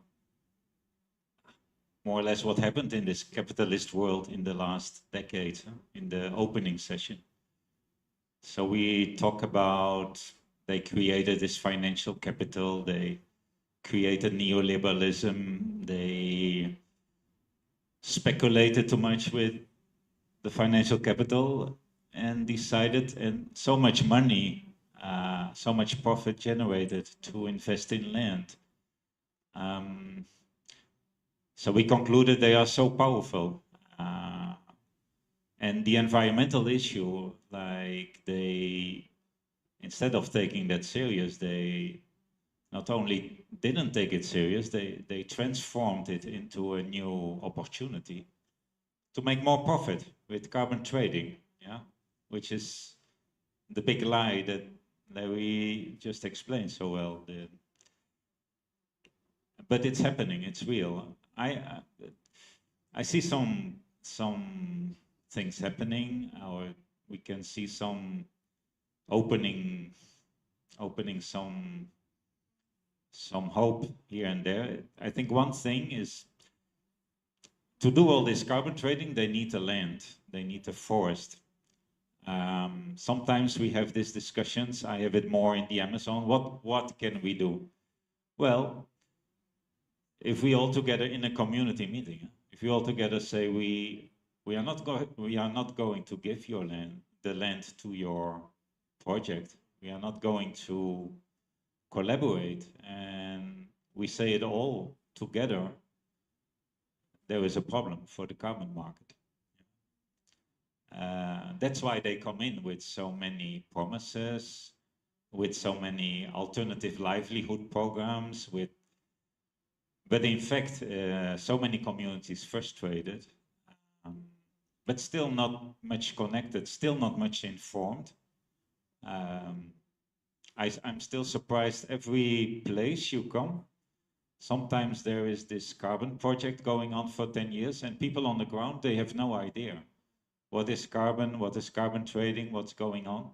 So there's a big lack of information. So one thing that we are trying to do is to connect communities, bring them together, to discuss together, not only to discuss, but to think how to exist together, knowing that our strength is that they need our land to make the business happening. And we can say no, and there is a problem. I think there are other interesting things happening. I think we heard this morning, this whole, from the professor, this whole climate crisis and the way capitalists are dealing with it. They are stealing, they are not only lying, they are stealing the life of next generation, the possibility of life. And there are some interesting cases of especially young people going to court in the very polluting countries in the world. And they are having success. For example, companies saying they are carbon neutral against Shell in the Netherlands. There are cases in Germany. I read about a case of young people in the United States who won a case against the government. So the young generation, not only frustrated, but revolted about the way their governments are dealing. We still have governments, right? But we know they are taken by the corporate agenda. And then again, I think try to connect the dots, try to connect the people who are the majority, not agreeing because they lose their land, because they lose their future. How can we connect all of this? I think knowing that they always try to divide us in all kind of ways, they always try to yeah, to take us to isolate us. And I think we need to put the things upside down and try to connect and try to be creative and knowing and try to analyze what are their strategies and then build our tactics. So defending the lands, try to find ways to show the lies, and give publicity to this. I mean, these cases that are happening give publicity. This meeting I just mentioned in the Amazon didn't happen before. Tens, hundreds of meetings to get local people into carbon markets, but there are no meetings, hardly, to connect people to say, well, this is a scam, this is a lie, and how can we change the thing? So I think this kind of meetings, other meetings to try to connect, to exchange, and to make a bigger resistance against this kind of projects. Thank you so much. We need in Thai word we call like ฉีกหน้ากากของคนที่โกหก I don't know Larry you can help me to translate ฉีกหน้ากากของแบบกลุ่มทุนที่แบบมาหลอกอ่ะถูกไหมที่มาโกหกเราต้องฉีกหน้ากากออกครับคุณปณิตาเชิญครับค่ะเห็นด้วยค่ะต้องฉีกหน้ากากคนที่ขบวนการ unmasking the liars.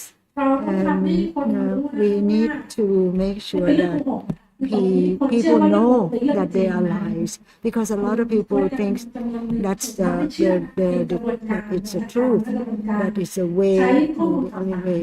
So that means it's on like information operation, and then also they're citing some accreditation institutions and so on. So people believe that forest reforestation can actually reduce carbon emission, and we need to point out that this is not true. ก็อันที่สองนะคะ Secondly, ควรที่จะให้ชุมชนให้ประชาชนมีส่วนร่วมในการจัดการ ensure that people can participate in natural resource management, because natural resources is really a way to actually capture carbon, and it's a real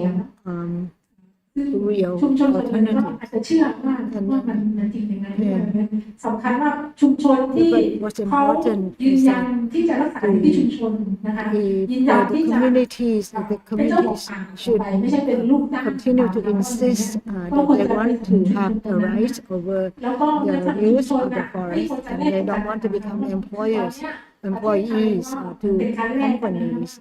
But it seems for Thailand, it seems that the government is kind of giving them the kind of incentive that if you want to do this, you have to join this project. ข้อเสนอข้อเรียกร้องเรื่องการขึ้นทะเบียนชุมชนที่เป็นมาเป็นยาวนานแล้วนะคะก็มีชุมชนที่ภาคใต้นะคะ communities in the south, several of them are trying to negotiate with the government about what they want. They want to be the ones that do manage the natural resources themselves, and they were able to delay this. But some people basically like open their house to the burglars, and without knowing, like they allow people to come into the forest and then take they make money out of it. And then thirdly, those people who are aware, who have been awakened, should get together to actually negotiate, but also at the UN level as well. And I have mentioned some of these already. So next, Mr. Hendro, the question is how to move beyond the carbon market. คุณเฮนโรจะตอบว่าเป็นไงที่เราจะก้าวข้ามตลาดคาร์บอนไปได้ ผมมีสไลด์2 สไลด์นะคะขอแชร์สกรีน ขอแชร์สกรีนหน่อย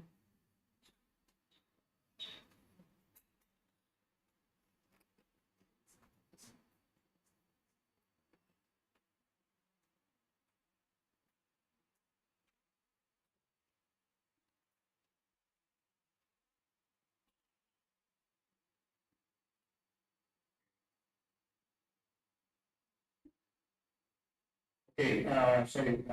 นะครับ So yes. ครับ First of all, thank you for the ก่อน questions. อื่นเลยนะคะขอบคุณสำหรับ So I คำถาม think, คิดว่า I'm not sure how to start it. There's a weak point in the questions. คิดว่ามันมีจุดอ่อนในคำถาม It's to be capitalism. So we are the protesters, the ones who say no to carbon offset, for example, to say no to destructions of life space because of these geothermal projects or oil and gas projects, is even being pushed to say, so what's your solutions? We already do our best. And I remember the CEO of Shell actually answering in the Economist in a very short videos said that, well, yeah, we are now in the energy transitions. Of course, we will have different kind of energy. We have gorgeous hydrogen, trucks will use batteries and all that. But we have to have two things in order to go there, because first of all, we have to have the facilities to work all that. And the second, we have to have the cash. That's why we have to do our legacy business. I mean, all these things. So I think I will stay away from giving solutions, but I think in our daily work here in the movement, very small movement of this, friendship, is actually try to live the best you can outside the pipelines. Of course, it's coded, but what you see in the screen is actually extremely in the core of what I just said. This is the fruit of mitas. I found it exactly in 2008 during my long work and learning with the islanders in Lesser Sunda Islands. So as Lesser Sunda Islands, 800 islands from the Pleistocene, but then we focus on 5 of them.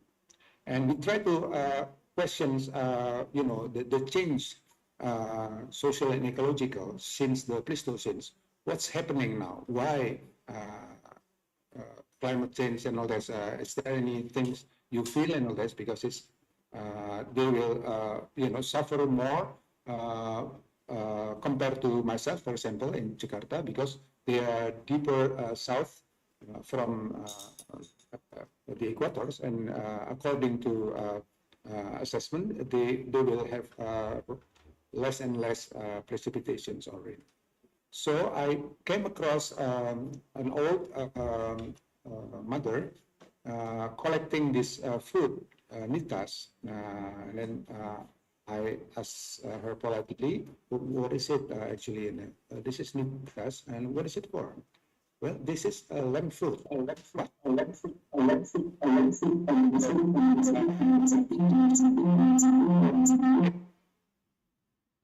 If my grandkids ask me, Grandma, I'd like to have do homeworks with two my roommate, my classmates. Okay, for how many hours? 2 hours. Then she will prepare this. So you see, as the something like seeds in the center, they will skewer it like like barbecue satay, basically skewers, and then it will turn into it burns nicely. You can light them, and it stays for half an hour. This one skewers. And of course, this is just one among many. There's candle nuts and all this. On the islands of Sor, I'm sorry. And apparently, many people now feel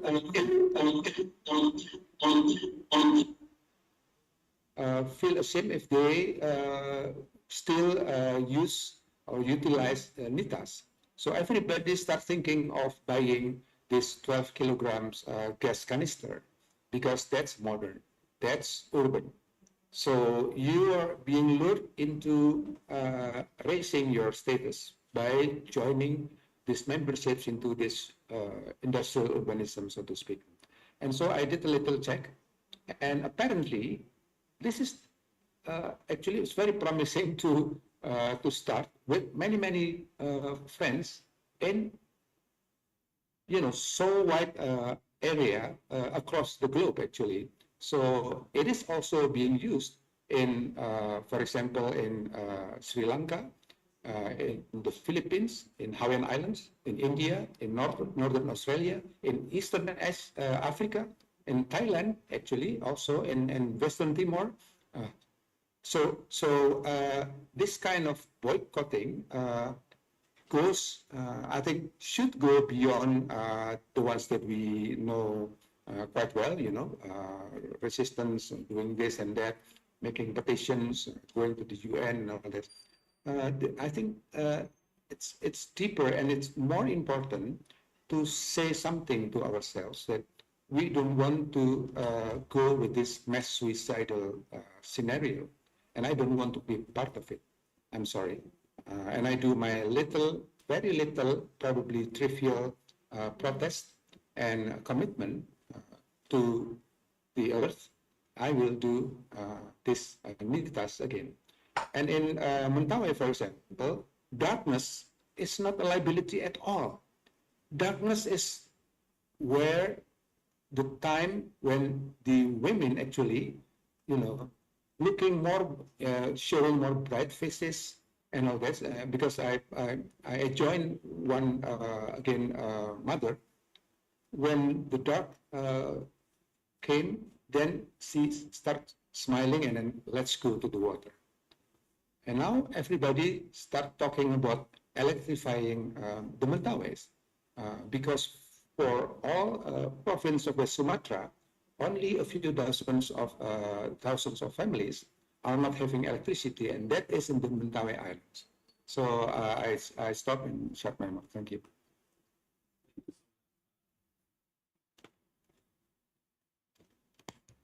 So next, Kun Lali, to the same question, how to move beyond the capitalist carbon market? We should listen to the question from the journalist friend very carefully. The question was, how do we solve the climate crisis in a capitalist world without carbon credits? I think the first thing to notice about this question is, how can we solve it without carbon credits? Well, the problem is that carbon credits do not solve the climate crisis. Carbon credits make climate worse because they encourage more fossil fuels. So that's the first problem. Carbon credits is not an alternative. It's not an alternative way of solving the climate crisis. The opposite, it's a way of increasing the climate crisis. So we can eliminate carbon credits from that question. Then the question is, how do we solve the climate crisis within the capitalist system? Well, actually, there are many movements working today against the capitalist system. They're working within the capitalist system, but they're also working against the assumptions of the capitalist system, which involve exploitation of labor, which involve the expropriation of people's land, which involve extraction of oil and coal and minerals. Many movements are already working within the capitalist system against this capitalist system, which is based on exploitation. So look around you.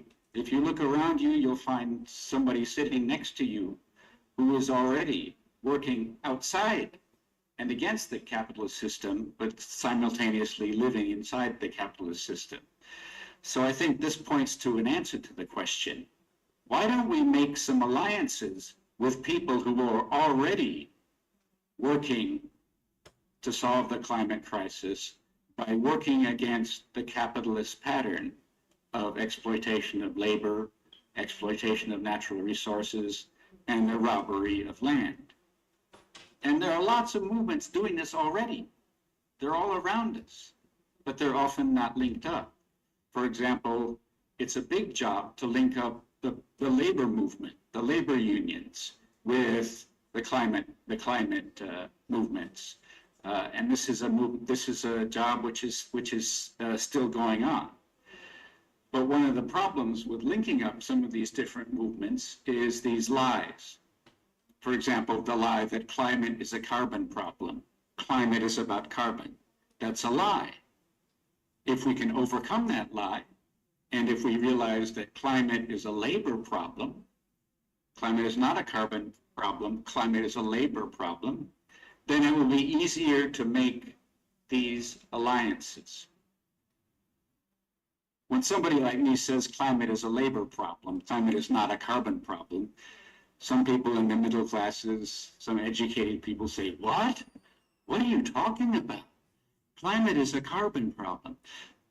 This just shows how deeply this lie has become entrenched in established educated society. But we need to, in order to make these new alliances, we need to overcome this lie that climate is a carbon problem. Climate is not a carbon problem. Climate is a labor problem. Climate is a problem which is originating from fossil fuels, which are used to run machines, which exploit labor and which extract natural resources and which sell commodities and which make profits. This is the climate problem. And I think more and more movements are already recognizing this. But to recognize that, they do have to open their minds and realize we can't solve this problem within the capitalist assumptions of labor exploitation, of natural resource plundering and stealing people's land. We can't solve the climate problem within those assumptions. So I think this is a step which is already happening, which is already taking place. We just have to open our eyes and see it and reach out to among the different movements to join together in this common cause. This relates also to the second question, which I didn't understand it clearly, but I think it had something to do with, well, how do we, how can people become more involved? How can people be educated? How to involve stakeholders? I heard the word stakeholders, and immediately I started worrying, because stakeholders is one of those dangerous words that means someone is about to tell another lie. It's like the word carbon credits are good for the climate. It's like the idea that, let's have additionality, let's have offsets, let's have safeguards, let's have all of these words connected with the carbon economy, business as usual, all of these jargon words. When you hear these words, you know the person who's talking these words is going to tell a lie.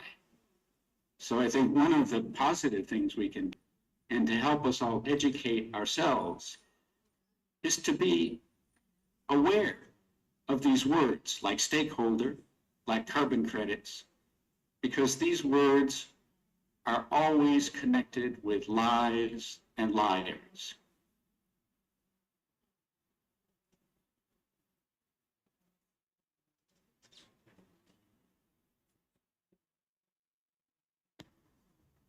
Thank you, Larry. Thank you so much. ขอบคุณมากครับ so we cannot allow the same assumption idea that destroying our